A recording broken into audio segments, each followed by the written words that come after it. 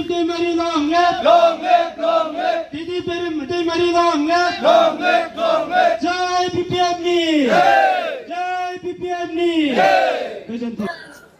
हसाखै आं जुगुबिल ओनसोलाव फैनानै गोजोननाय मोनदों कारन बिनि थागिबि मानसिफोरखौ आं लोगो मोनफायदों नाथाय बिथांमोननि जितु हान्थामेला लामा अबस्था गैथा दुखुनांथाव बिथांमोना गोबाव सम बीजेपी नो भट होबाय नाथाय बीजेपी नि लिडारफोरा दासिमबो नायफाफिनाखै बेखायनो दुखु आं फोरमायदों आरो एबार रायजो राजाफोरा बीपीएफ नो बीटीसी नि इलेक्शनाव भट होनो थिरांथा लादों आरो जों खोथा होदों जे बे ओनसोलखौ जौगानायनि दायित्वखौ जों लागोन बिनि बेलायाव जों नुनो मोनो खोनानो जे इउपिपिएल पार्टिफ्रा फैनानै बेवहाय बायदि बाथ्रा बुंदों नोंथांमोननि पार्टिनि हेंथायै दा बिनि सायाव नोंथाङा मा कमेन्ट होनो सानदों आच्छा बेथ' माने इलेक्शननि बोथोराव स्वाभाबिक गावनि बिजाथिखौ देरहासार खालामनो थाखाय पार्टिफोरा किसुमान पलिटिकल डायलगफोरखौ होगोन नाथाय रायजो राजाफोरा दानि दिनाव बेंग्रा बेंग्रि नंला गतिके बिथांमोना गोरों आरो बिथांमोना मोजां सिन्ता सरसा खालामनानै सिद्धान्तखौ लागोन आरो जुदि बिथांमोना मोजाङै जुदि सिन्ता खालामोब्ला निश्चय बीपीएफ नो भट होगोन होननानै बिथांमोना माने सिद्धान्त लागोन बेखौ आं नुदों आरो बिथांमोना बुंदों जे बिटिआर रेकर्डनि गेजेरजोंसो बेफोर ओनसोलफ्रा बिटिआरआव सोसनजादोंमोन दा बे खेत्रआवहाय बीपीएफआ फैनानै भट बिफिननो लाजिनांगौ होननानै बिथांमोना बुंगासिनो दं आच्छा बेखौथ' इउपिपिएलआ बुंनो हानाय खुनु माने अधिकार गैया होननानै आं सानो आरो कारन बे सुक्तिया एनडिएफबि जादों आरो आबसुआ गेजेरावनो हाबदों आरो बे सुक्तिनि गेजेरजों बे ओनसोला बीटीसीआव हाबदों आरो बे सुक्तिनि समायाव हाग्रामा महिलारियाबो दङमोन उइटनेस हिसाबै गतिके आरो गासैबाबो जिहेतु बे डेमक्रेसि गासैबाबो अधिकार दङ माने रायजो राजानि खाथियाव थांनानै भट बिनाय बा सोरहाबा अधिकार गैया मा गैया बेथ' मा बाथ्रा बेलाय जाया बे बाथ्राखौ बुंदों आसलते बे लाजिनो रोंनांगौ बे क्वालिफाइड नङा गियान गैया बेहा बेखायनो बे बाथ्राखौ बिथांमोना बुंदों आरो बेथ' 100% मिसा 1% बिटिआर रेकर्डआ मावफुंजायाखै दा बिटिआर रेकर्डआ दानि तारिखसिम बेयो सांबिधानिक जितु मर्यादा मोननांगौ बे मोनाखै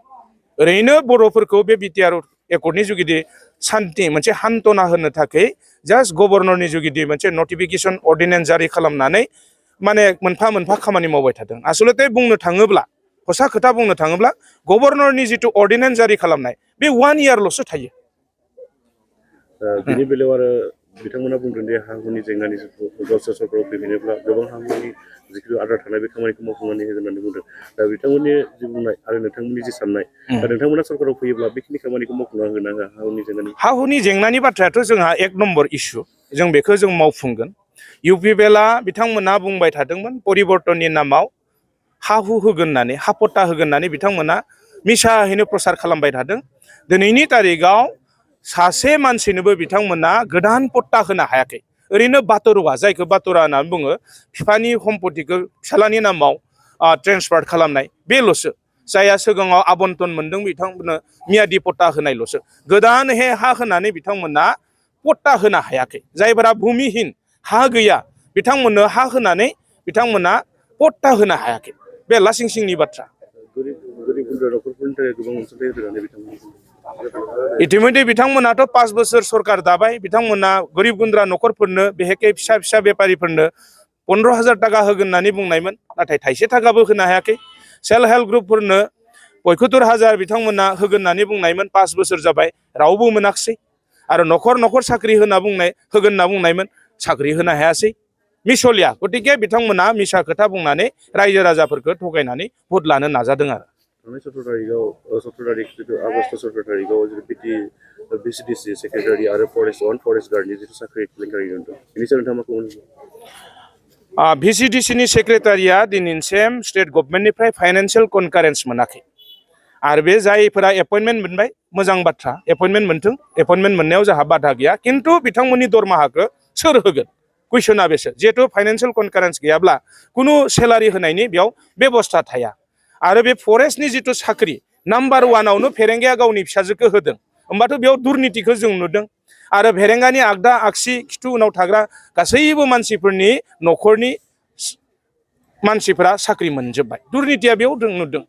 17 बोसोराव बेसेबा सरकार सालायनायाव बहुत कारापसन जादों होननानै बुंदोंमोन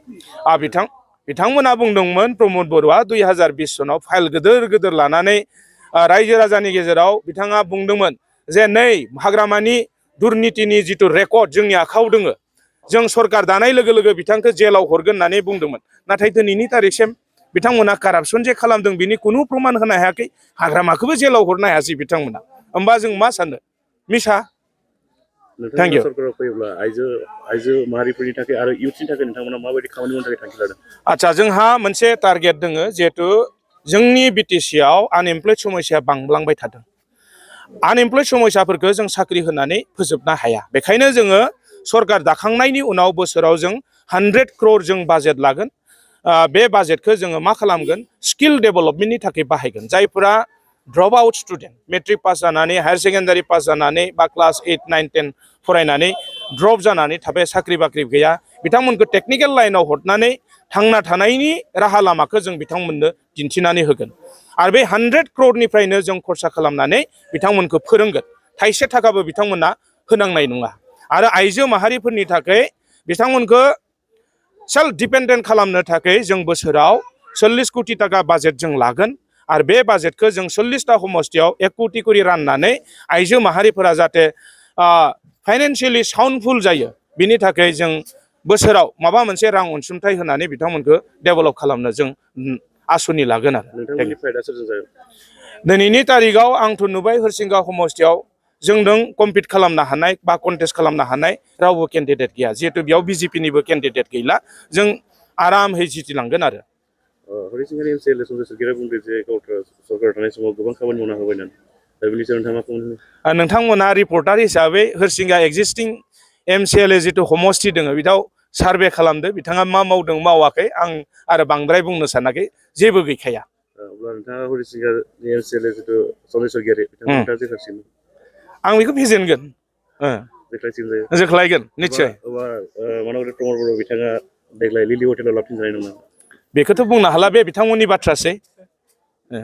थेंक इउ